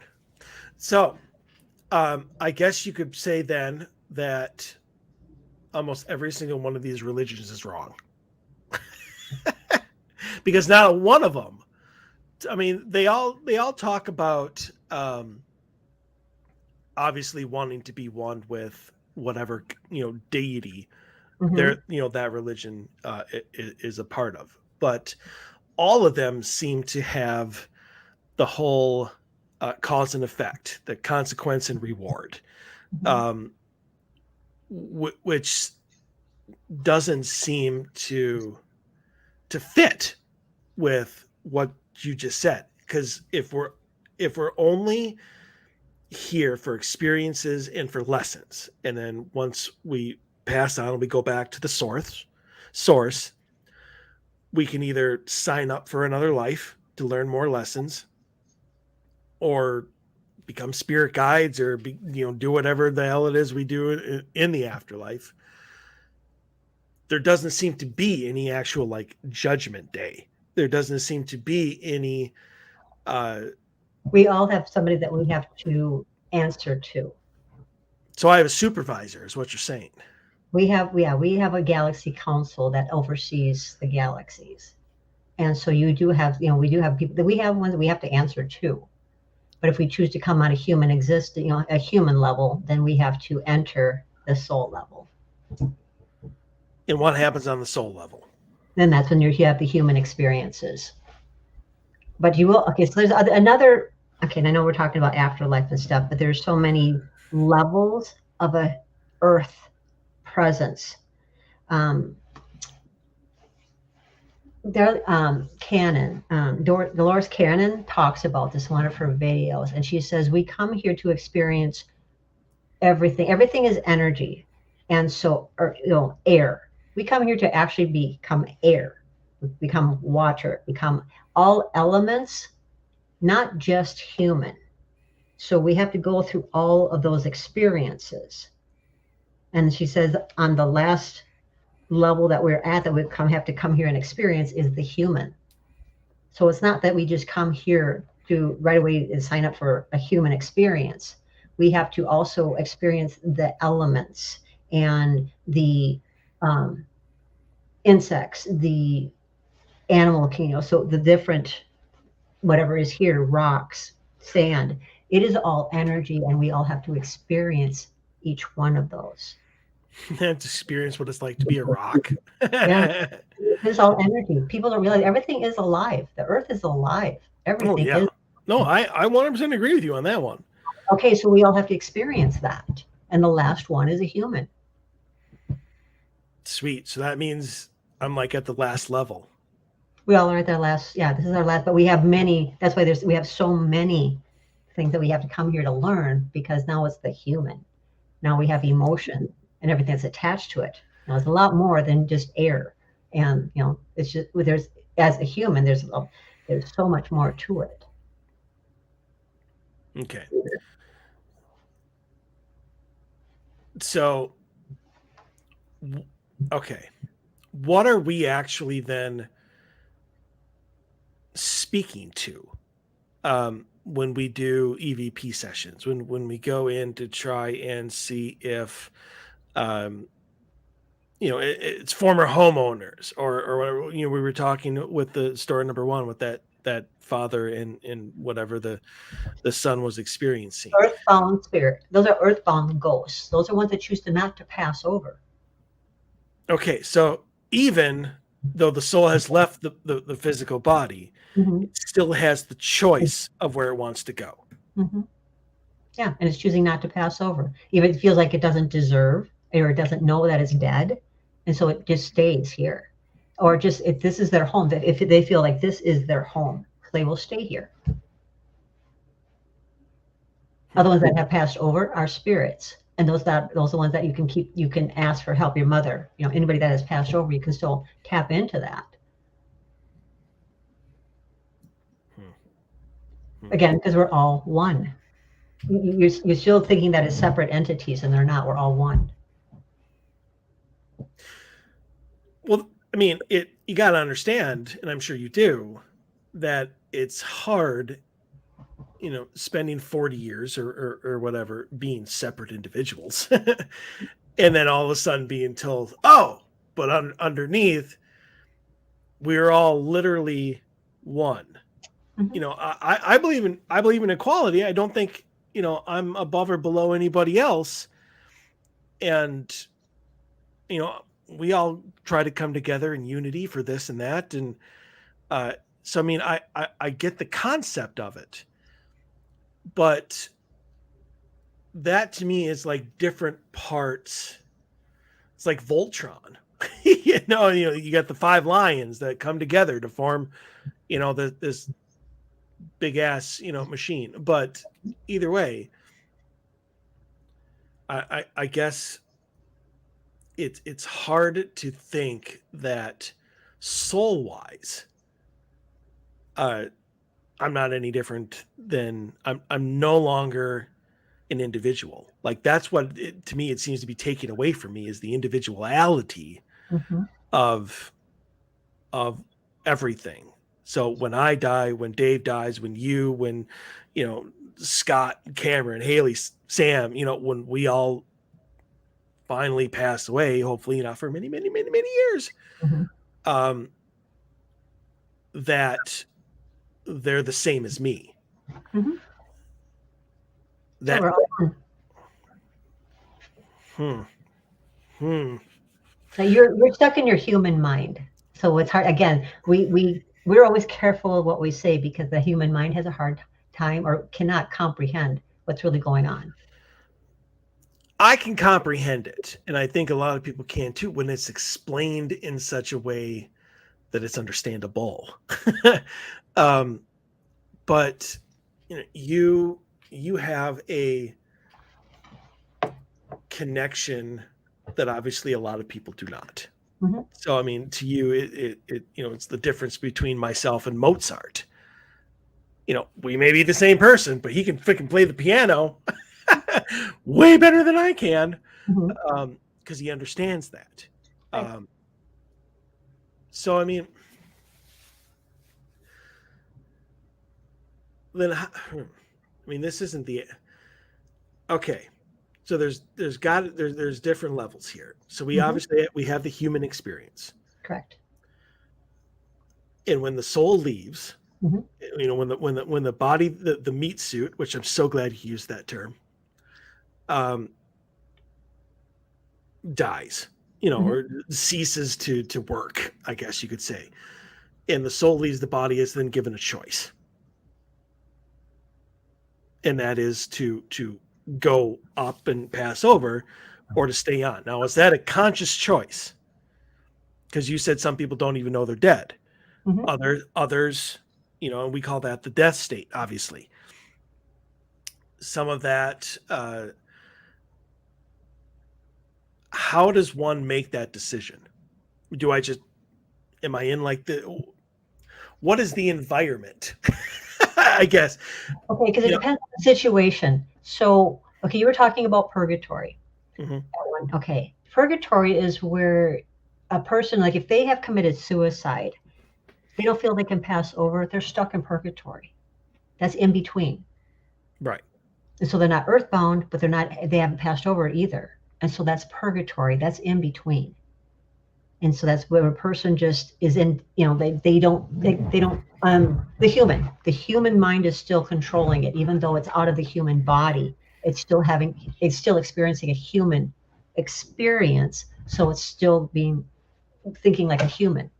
And so it won't allow itself to pass over to be able to go into the next either human experience or move on to, its spiritual or essence and so that human experience can be so dramatic or traumatic that it'll hold itself here. Okay, for example, when you go into haunted homes, and for example, the one in Iowa where it was the mass murder. Velisca. Okay, that is holding those there. Yes, but it's holding those ghosts there. They can't move on. They're being held hostage. And so things can happen here that will cause it so they are not able to pass over. Whether they are, what you're saying, if they don't know that they're dead, that would be like when we had the government center attacked, and all those children and everybody that were in those buildings when it collapsed and when it blew up and it came down. They're stuck there because they don't even know they were dead. They didn't know they died, and so they're still roaming around there because they don't know that they're dead, and so they continue to live that day over and over and over again. It's like a cycle that continually live over and over again, or they just wander around not knowing that they're dead, and so they're earthbound. Right. So nobody from the other side can go to them and be like, this is what's going on. Yes, they can. A medium can walk in there and talk to them. A loved one from the other side can reach out, but it's if that ghost or that is earthbound is willing to finally pay attention to that or be able to get its attention, someone to get that attention of that ghost, because it's in its continuous cycle every day, reliving, and it has to be able to hit the right point where it can get its attention to bring it out of there. Gotcha. Okay. So let me ask you this, just as a little bit of a bring back to the topic. Mm-hmm. Would you say then that each religious view, regardless whether it's Buddhist, Judaism, Catholicism, whatever, Islam, that none of them have it correct, but some of them have bits and pieces of it correct? Agreed. Because you mentioned purgatory, which is something that obviously wasn't brought into the Catholic Church, until like the 1600s. But they obviously didn't invent it. They just created a term for it. Correct. So it's always in between. They knew there was an in between, but yeah. Yeah, they just created the term for it. Yep. But it's always existed. Yeah.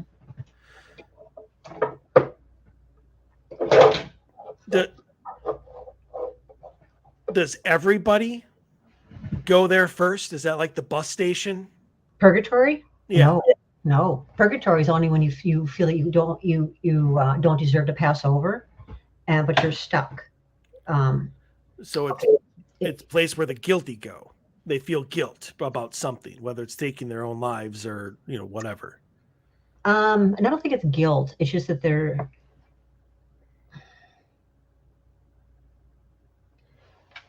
So when somebody kills themselves, they don't feel they deserve, and they'll go halfway and then they'll stop.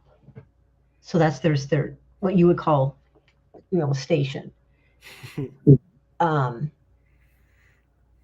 that's only because they feel they don't deserve. It's not the guilt. It's just more of, why do I feel I deserve to pass over? I've done this traumatic thing. Now I've got all these people, whether they're suffering or whatever, they themselves don't feel that they deserve to pass over, but they went halfway. That's a purgatory. So they're not on earth, but they're in purgatory.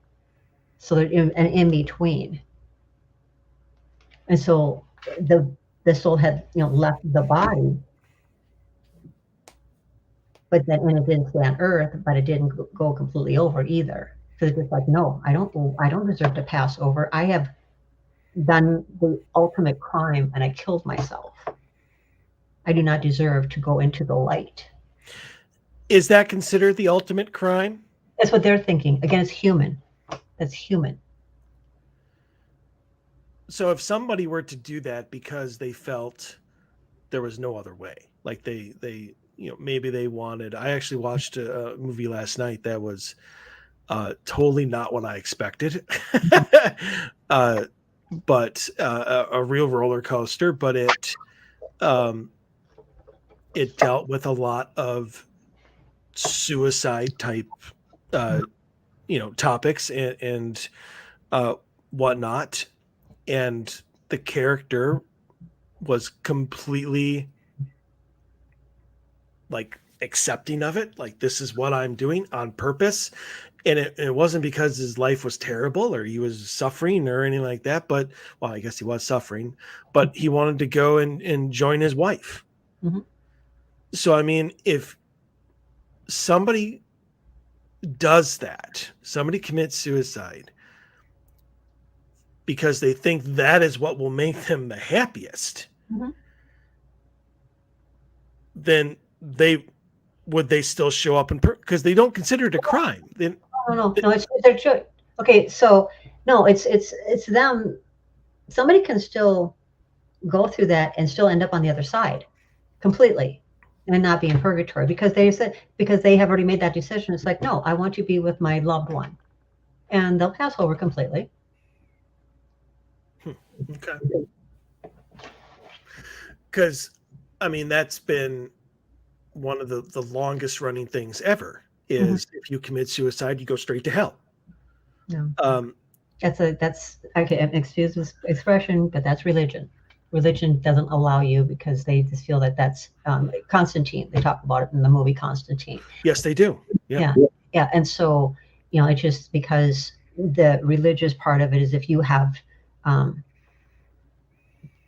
taken your own life, you don't deserve to pass over then. And so they're just telling you, like, you don't deserve to. That's the church telling, that's religion.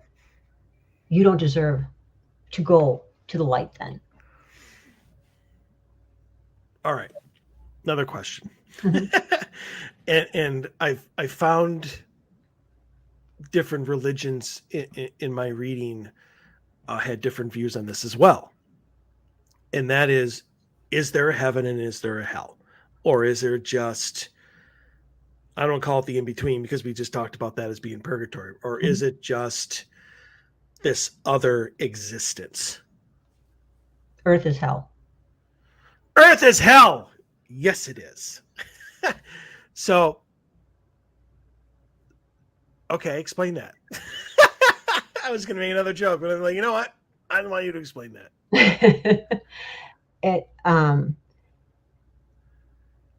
There is no hell.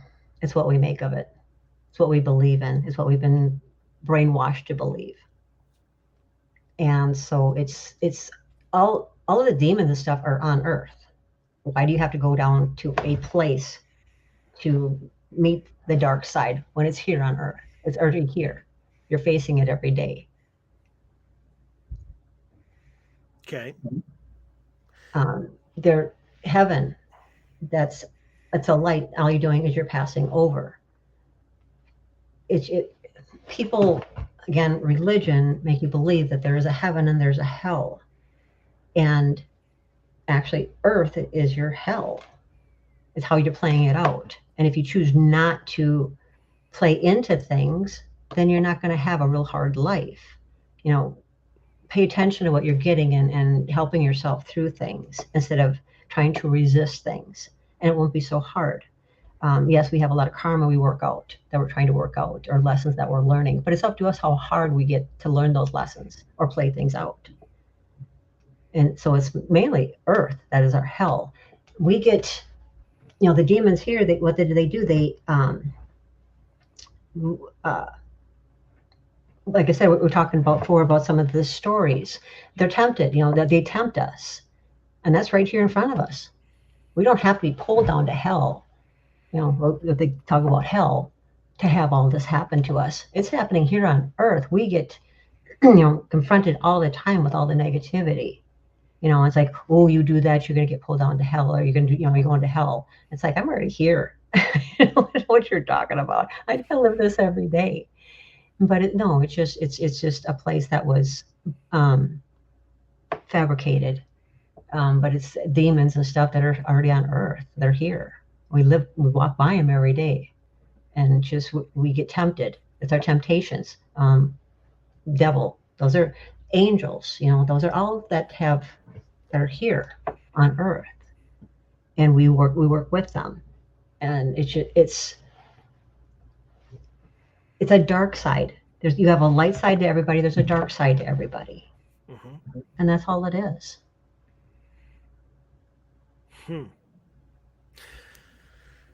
Well, there you go, people.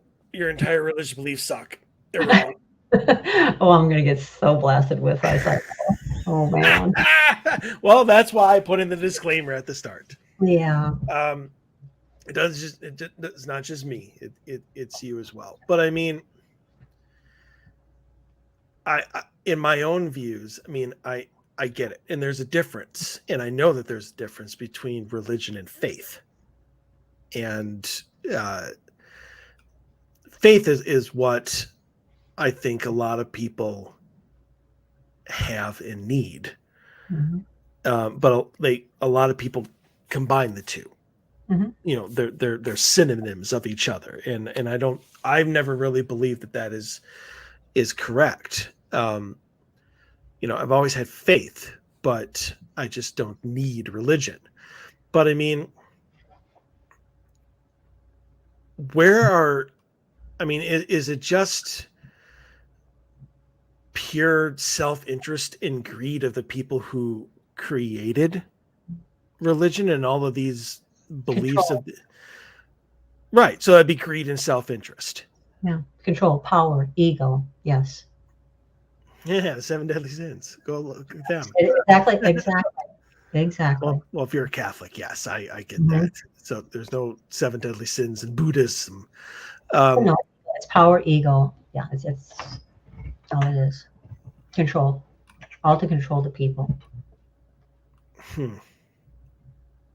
what do you do? In order to control a person, what do? You put fear in them. How do you put fear in them? You tell them that there's another world that exists that's negative, and that's they're going to go if they don't listen to what you're going to say and tell them. Fear in them. Yeah, there's. I want to read this, and it's something that's from Buddhism, and it said in his first sermon, "The Noble Truth of Suffering," dukkha. The Buddha presented his views on the aggregates that constitute the human condition. The noble truth of suffering is this: birth is suffering, aging is suffering, sickness is suffering, death is suffering, sorrow and lamentation, pain, grief, and despair are suffering. Association with the unpleasant is suffering. Disassociation with the pleasant is suffering. Not to get what one wants is suffering. In brief, the 5 aggregates of attachment are suffering. That's a lot of suffering. Yes, that we bring on ourselves.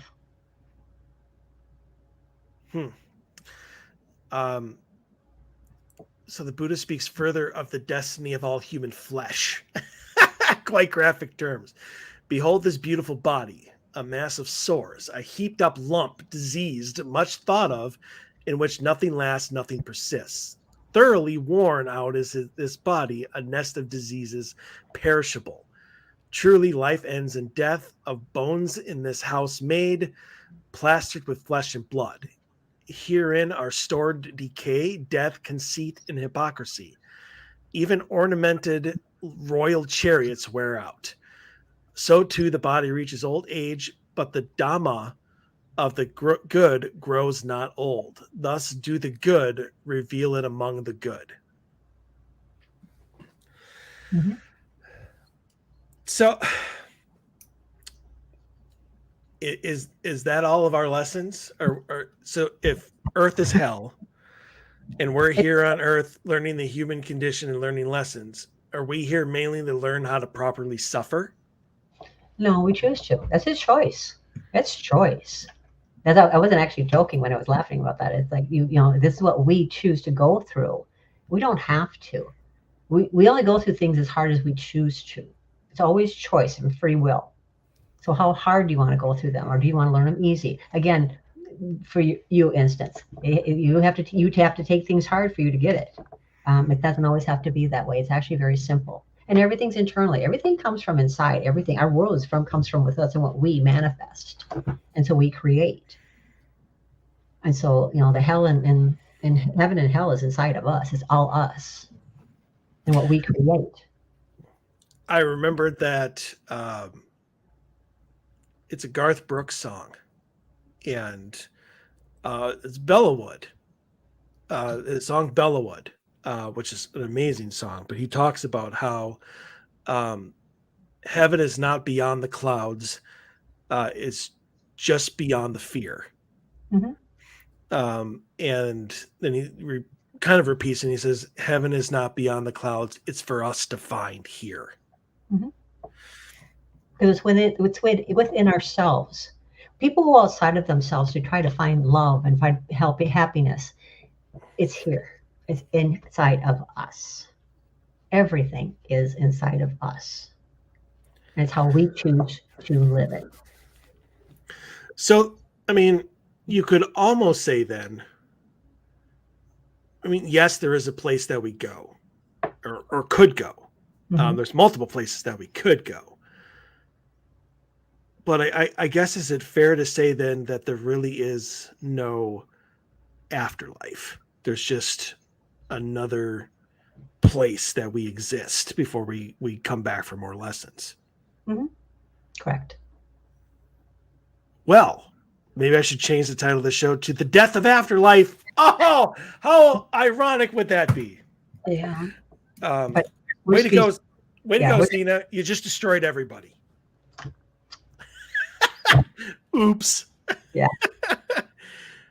But I mean, yeah. I guess, is that fair? I guess, is that fair to say that, we all of us want to believe that our loved ones, we say it every day.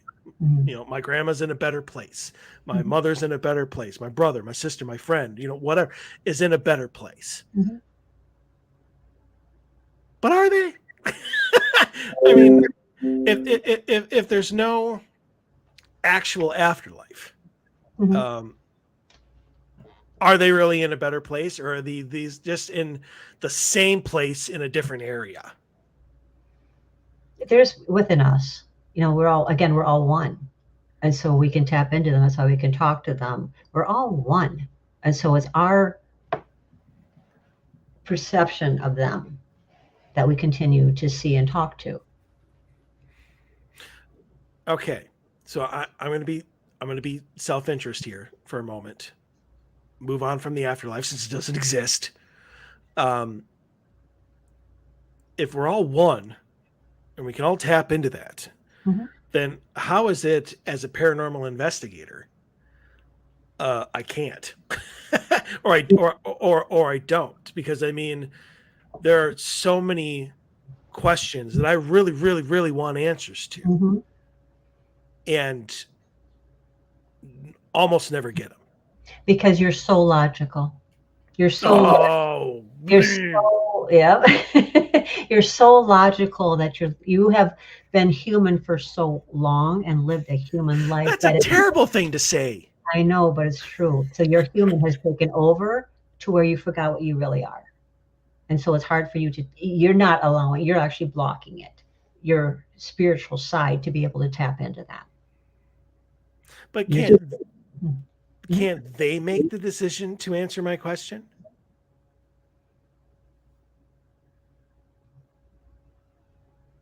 You're talking about, well, of course, yeah, they can. Mm-hmm. But okay, and we've talked about this before because of a past life of what you were. Right, I'm intimidating to them. I get yes. So you have that presence, and so I remember, when people walk into a room, they have a presence. Yeah, I have a presence. Yeah. Well, that's how you are when you walk into a paranormal activity. You have this presence. Just like with me, they're just like, oh shit, are you here to vanquish us, or are you going to actually talk to us? So they're kind of sitting back going, oh, what's going on? Where you're in there, you're there to take and get rid of them. And so it's hard for them to see you when you come into a room and be like talkative to you, because they're just like, this is Van Helsing. What are we supposed to do with this? We already know what he's been. He's killed many of us many lifetimes. We don't want to talk to him. And so when you have that presence, but also a past life of this, it's hard for them to be able to come and openly communicate with you. And then you don't want to tap into your abilities on top of it, so you can't even talk to them on a different level. I'm working on that. Okay.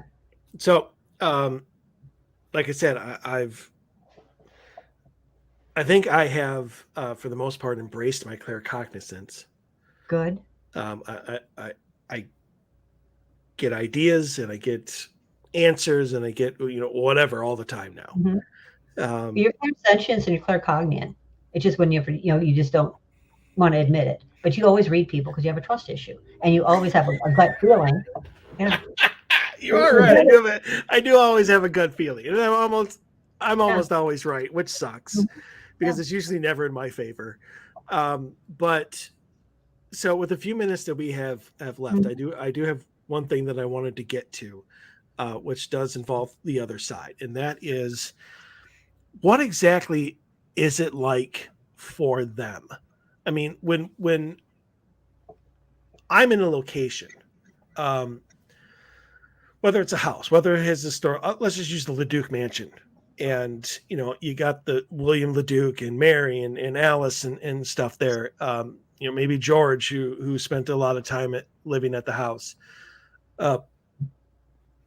When my team and I go in there to talk to them, to converse and everything, how do they see that? How do they see us from that side? Do they see it as an intruder because they're just living out their life over and over again in that house? They're continuing living out how they lived when they were actually within a meat suit. And then when you come in, they look at you as somebody who's intruding on their property. Okay, so have you ever seen the movie Others?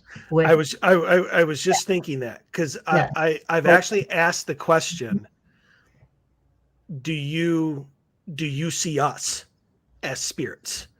When we get like a frightened hello, is it because in their time when they were alive, did something that we did in right then translate back to when they were alive, they picked up and they think that we're the spirits? No.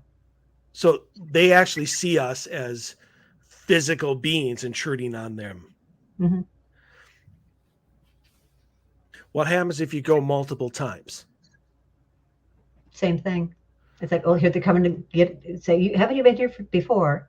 We've already told you, you're interfering on again. And sometimes, they'll talk to you. It's when it keeps being repetitious, they're just like, oh, these people want to come interview us again. So. Well, I mean, we don't interview them. We talk to them. We find out how they're doing. Okay, you want to know how they're seeing it, though. It's like, here they come again. They want to interview us. Yeah.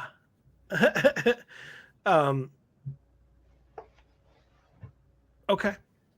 Gotcha. Well, there's no more time for anything else.